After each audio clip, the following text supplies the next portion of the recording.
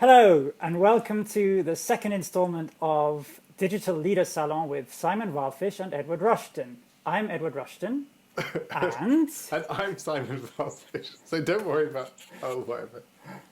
Okay, we start again. So let's do something really clever, and you could say, that's Simon Wallfisch, and I'll say, and that's Edward Rushton. But which way? I don't know, let's just try both ways. It doesn't matter. Okay, Yeah, right, okay. I think you point in the opposite direction to what you instinctively would do. So point away from me now.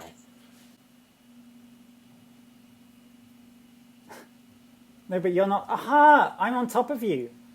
I should have a different vid...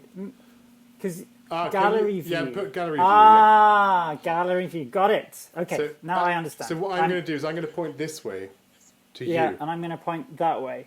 Yeah. Okay, here we go. You ready? Yeah. Hello, and welcome to the second installment of Digital Leader Salon. That's Simon Wallfisch. And that's Edward Rushton. And today we're going to be talking about a song by Robert Schumann, which is taken from his Opus 35 collection of 12 poems of Justinus Kerner. And we're going to be talking about number 5 of the set, which is called Sehnsucht nach der Waldgegend, which roughly translates as a longing to be in the forests. What would you say about this song and how important it is in this cycle?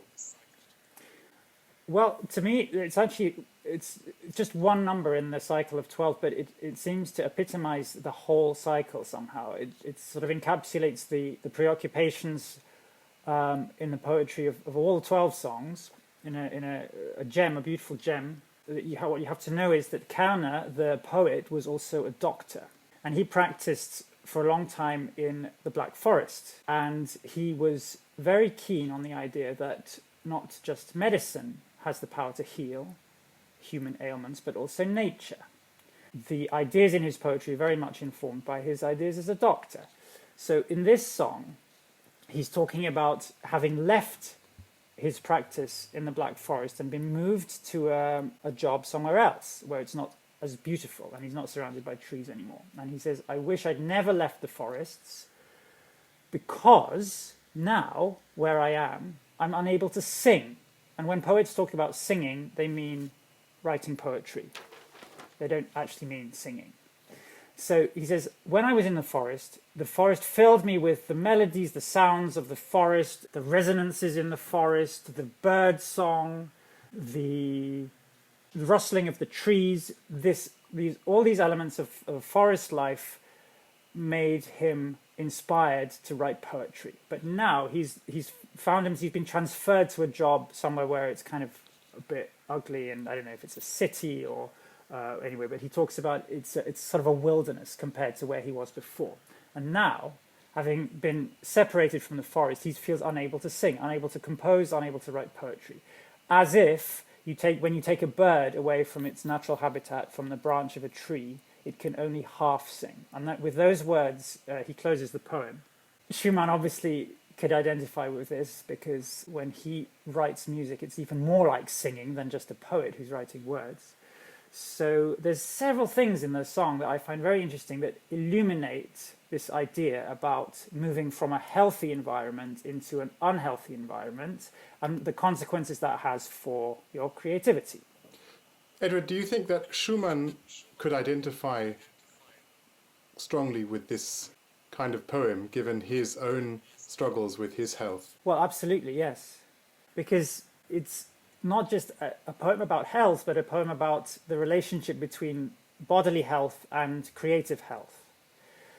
So, of course, these songs were written when Schumann was still healthy in mind. And so, you could retrospectively imagine that there is some premonitions of Schumann's descent into ill health and madness and the corresponding dearth of musical, I won't say quality because I love Schumann's late works, but productivity. Are we falling into the trap that often people writing about music do when they try and force in a theory that could only really be true retrospectively. As you say, Schumann was young, he was in good health. Well, this was written in his famous Liederjahr, wasn't it? When he'd just finally been able to marry Clara Schumann after a couple of years of terrible legal battles with her father and a lot of struggle. And then he just poured out hundreds and hundreds of songs in this one year, including the famous Dichterliebe, of course. And yes, as you said, I mean, at this time, he was in best of health, happy, excited about the future. But of course, his life was going to go downhill quite significantly afterwards. Okay, you're right. So he didn't maybe know that, but it's something that I think is very fascinating about a lot of the songs of the year of song 1840, when Schumann was supposedly finally happily married to Clara. But there are so many songs which have this incredible inner tension, which sometimes stretches to breaking point. There are things hidden in the fabric of these songs where you think, wait a minute, this is not what a happy man would be writing. Even if the surface of the poem is happy, he puts in little very dark comments in the music. You can trace this because he was, as we know, he was very into musical ciphers and codes. So there's a lot, even in the outpouring of gorgeous love songs, that points to a deeply split psyche. And I think, even if that wasn't on the surface of his biography at that time, it was very much a part of his compositional soul, let's say. And so, so I think you could fall into this trap, but not with Schumann. Okay. The trap of putting on some, looking at it retrospectively, wiser after the event and so on. Yes, but with Schumann, I think it fits. The glove fits. Can we just try, because we're both recording ourselves individually, that I sing it with you and I'll try and edit it together, okay? Yeah. So try and So ignore... you started wie der Vogel. Okay. Wie der Vogel halb nur singet, den von Baum und Blatt man schied.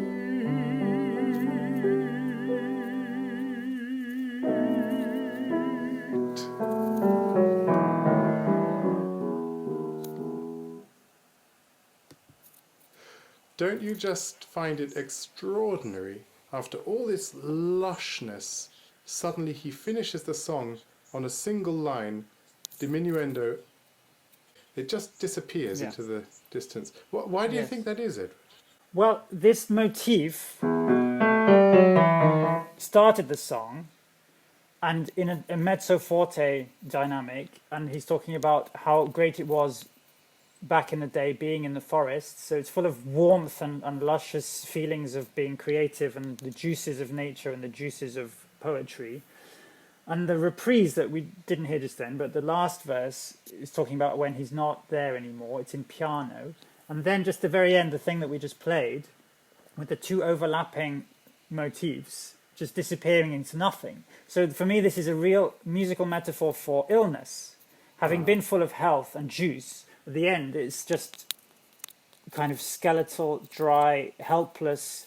I think that's what Schumann is saying there, I believe. And also getting lower and lower is also a symbol for dying. I've written here empty and desolate. I've scribbled at the end. Yes, it's gone. It's completely not graspable. Yeah, and there's no. You're right. There's no ritardando at the end. There's no pause mark. There's no final chord. It really just peters out. Diminuendo, quavers, movement doesn't even end on the first beat of the bar. There's so many things about the music at the end that just all point to this kind of illness, is what I think. So should we try and play the beginning of the song in a healthy mezzo forte? And he's marked the beginning with two very interesting adjectives. So he hasn't written what kind of tempo you have to play this song. There's no allegro or andante or something, but the two words innig and fantastisch. So how would you translate innig? Well, it's a difficult word to translate, but I think it describes a sense of deep intimacy with a beloved person or with nature or with oneself. Fantastisch is a word that we would recognize from the English fantastic, but I think with Fantasy. Schumann the connotations are more in terms. I think he means in terms of fantasy, which is a kind of way of performing music, which is not completely bound to a metronome mark or to a literal interpretation of the tempo on the page or the pulse on the page. I think he's indicating with the word fantastisch that the performers are allowed to be very free in terms of rubato. So what we don't want is somebody to translate innig fantastisch with the words a fantastic innie, in that they really like somebody's belly button. We are talking about Thanks, Simon. fantasy and deep inner emotion. Let's have a That's- go yes. at doing the beginning. And Okay, here we go. then I want to jump to the second third of the song, this big change in the poetry, but how Schumann barely acknowledges it, actually. Yes, it's interesting. It's a bit odd. Okay. Wär ich nie aus euch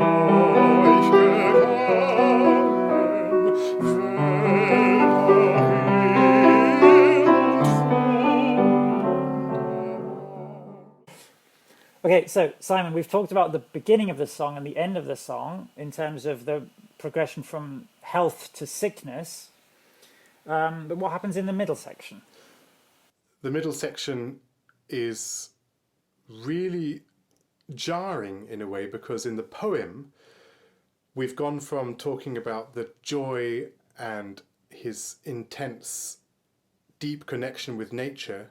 Suddenly we're transported to die weiten Triften, where everything is öd und stumm. So the weiten Triften is the far-reaching open space where everything is quiet and Sort of bare, like a desert, yes. So he's in a place which doesn't have trees, basically. yeah, basically he hasn't got any trees. But it would be today's equivalent of moving from the countryside to some high-rise, cramped urban area. And actually what Schumann does, he, instead of underlying that, as you think maybe if he'd gone to songwriting class, his teacher might have said, now here, when he's talking about the horrible, quiet, bare desert of his life, you should change to a different style. But he doesn't. He just rocks right through with that, which perhaps says to me that maybe he's, instead of having missed the point, he's actually going a bit deeper with a sort of musical premonition of the sadness that is to come. Yeah, it's a very, very interesting place in the song, actually, you're right. It's also the join between the two sections where he's talking about in the forest, the melodies just were filling my heart, my breast was full of song, full stop. And then here, in the wide open space place, yeah, and the music just, as you said, just keeps rolling along. But he's made a much less superficial point with the music, because after that, you can imagine someone actually moving from one place to another. So it's not a sudden change, the way it describes it in the poem, but Schumann makes a transition out of it. So you can feel that the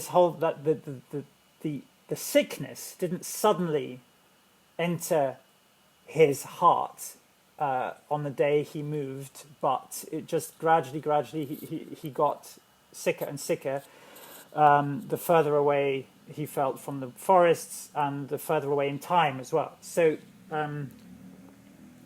what happens is he takes this the joyous, luscious, spring-like green music, and it gets gradually, through a series of very painful modulations, it gets gradually kind of lower and slower as well. Und ich schau in blauen Lüften mich nach Wolkenbildern. I'm just looking for something. Just blue sky, I'm on the top of my high-rise flat, and all I can see is this blue sky. What could be more boring? What could be more hateful and inconducive to singing than just this blue sky? I'm just looking for a cloud, any kind of cloud, and the music gets kind of slower and slower and sicker and sicker. He's not just looking for clouds, he's looking for cloud pictures. So for that, where you can lie there and gaze and imagine, oh, there's an elephant, and oh, there's Queen Elizabeth, or, you know. Euer Wogen, euer Hallen, euer Säuseln immer müd, eure Melodien alle weckten in der Brust das Lied. Okay, Edward, have you got anything else you want to say about this beautiful song? Actually, yes, I have just one thing I'd like to add before we close for today. Because this kind of song, which is a song about song, it's a poem about being a poet. It's a poem about poetry. It's a poem about how to be a poet and how not to be a poet. Becomes then under Schumann's hands, it becomes a song about singing. And so when we perform it, of course, there's a very direct connection because we are singers. Also, playing the piano is a form of singing. So we are saying in this song what we need as well as artists. It's a very, very intimate connection to Schumann and to Kerner that we feel when we perform music like this. And songs about songs, music about music, is always my totally favorite kind of song. Much prefer, poems about poems and songs about songs to just the normal love poetry that you get, or ballads or whatever, which are wonderful and great fun as well. But when you get a song about a song, that's the real thing. Edward, this can is I going ask you, to the do you like songs about songs? You're sort of on the fence really here. get to the big questions. This is real navel gazing stuff. This is what it means to be me. Navel gazing is looking at your fantastic innie. So innig fantastisch is a very appropriate marking for Schumann to have written. Well done, Schumann. Absolutely. Edward, yes, beautiful what you just said. Sorry to have ruined it with a stupid crass comment. Typical. Never mind. Typical. Okay, Simon, thank you very much for talking to me today about Sehnsucht nach der Waldgegend. Do you want to do your thing about Yeah, and all the pointing. I'm not going to do pointing because I don't know which way round the videos are going to be. But what I would like to say, of course, is to thank everybody for your very kind comments and for watching this video and for tuning in every Tuesday evening at 6 o'clock GMT or at 7 o'clock if you are in Central European time, like you down in Switzerland, Edward. What I also like to say is that you can support us. So there are lots of ways you can support us right now. You can subscribe to my YouTube channel and to Edward's YouTube channel. You can share this video, that's really valuable. But you can also give us cash monies by supporting us on PayPal. Just go to paypal.me/Simon Wallfish and make sure that you let me know that you are supporting this project, and I'll make sure Edward gets 45%. No, I'll give you half, Edward. And the other thing you can do, please, is stick around for the end of this video where you'll get a link directly taking you through to the YouTube amazing magical video of Sehnsucht nach der Waldgegend, which we recorded with Resonance Classics last year, and it is available. You can also buy a copy of the CD. We will sign it for you, or at least one of us will, depending on who you buy it from. Okay? Thank you very much. Tune in next week. Edward, it's so fun to see you. You've made my week. Likewise, Simon. Thanks very much. See you soon. Lots of love. Bye. Yeah, and to you. Bye. Are we actually saying goodbye now? No, we're not saying goodbye, really. Yeah. That you can do your cut, you can black. I've got like stripes down my... Have I had stripes down me the whole time? Yeah, it's nice though. I like it. Really? I think it's going to look Yeah, weird. it's very attractive.